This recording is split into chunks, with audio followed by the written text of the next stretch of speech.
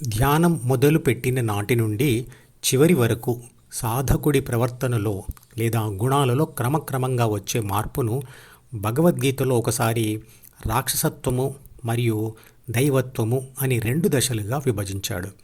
అంటే ధ్యానం చేస్తూ ఉంటే సాధకుడిలోని రాక్షస స్వభావం దైవ స్వభావంగా మారిపోతుంది అని.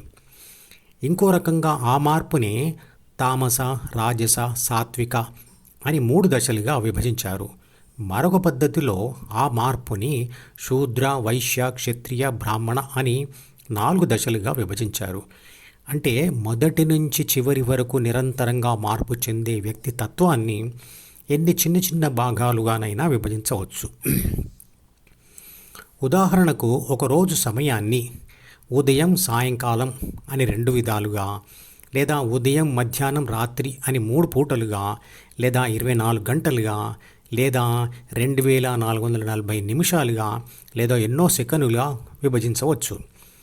భగవద్గీతలో కృష్ణుడు చెప్తాడు, ఏ మతం వారైనా, ఏ కులం వారైనా, ఏ వర్గం వారైనా, ఏ ప్రాంతం వారైనా ధ్యానం చేస్తూ 1, 2, 3 దశలు దాటి 4వ దశ అయిన బ్రాహ్మణ స్థితికి చేరుకుంటే అతనే బ్రాహ్మణుడు అని.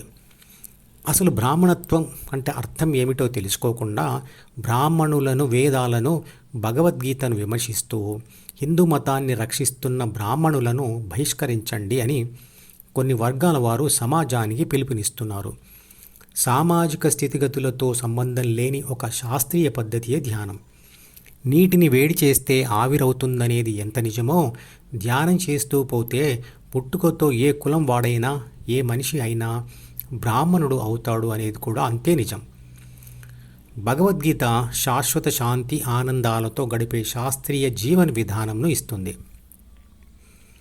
ధ్యానంతో బ్రాహ్మణ దశకు చేరుకున్నవాడు సమస్త మానవులు, జీవులు, జంతువులు, పక్షులు అన్నిటిలోనూ తనలాంటి ఆత్మనే ఉంటుంది కాబట్టి ఇతరుల ఆత్మలను హింసించకూడదు, అందుకు ధ్యానం చెయ్యండి అని మాత్రమే అంటాడు. మరి వీరందరూ బహిష్కరించాలనుకుంటున్నది ఏ బ్రాహ్మణుడిని? మరి ఎందుకు?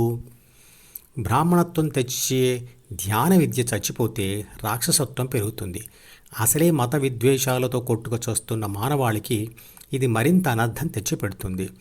ఇదివరకే గుడులలో, ఊర్లలో ఉండే ధ్యాన ఆధారిత పురోహిత వ్యవస్థ ధ్వంసమైంది. శక్తి దృక్పథంతో చూస్తే ఆత్మలు అన్నీ ఒకటే కాబట్టి ఆత్మ ఆధారంగా మనుషులను వేరు చేయలేము. అలాగే మనిషి యొక్క మనస్తత్వాన్ని కూడా సంపూర్ణంగా అంచనా వేయడం కుదరదు. చెడ్డవాడు కూడా మంచివాడుగా నటిస్తూ ఉంటాడు కాబట్టి మనసు ఆధారంగా మనుషులను మంచి లేదా చెడు అని విభజించలేం. అందువల్ల సమాజానికి అవసరమైనటువంటి మరియు సామాజికంగా గుర్తించబడినటువంటి విధానమే భౌతిక లక్షణాల ఆధారంగా మనిషిని గుర్తించడం. రంగు, ఎత్తు, బరువు, వేలి గుర్తులు, ఫోటో లాంటివి. ఇదే పదార్థ దృక్పథం. అంటే శరీరానికి ఉపయోగపడేటువంటి పదార్థాలను గుర్తించడం, ఉపయోగించడం, వాటి గురించి నిరంతరంగా ఆలోచించడం.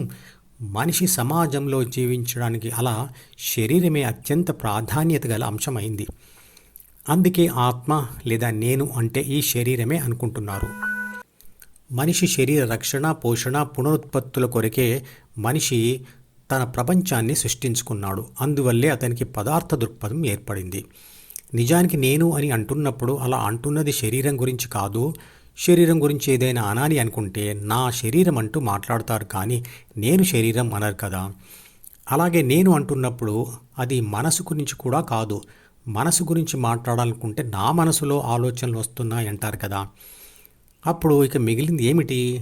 హృదయం వైపు చూపిస్తూ నేను అనే మాట అంటున్నది పుట్టినప్పుడు హృదయంలో స్థితంగా శక్తి రూపంలో ఉన్న ఆత్మ గురించే.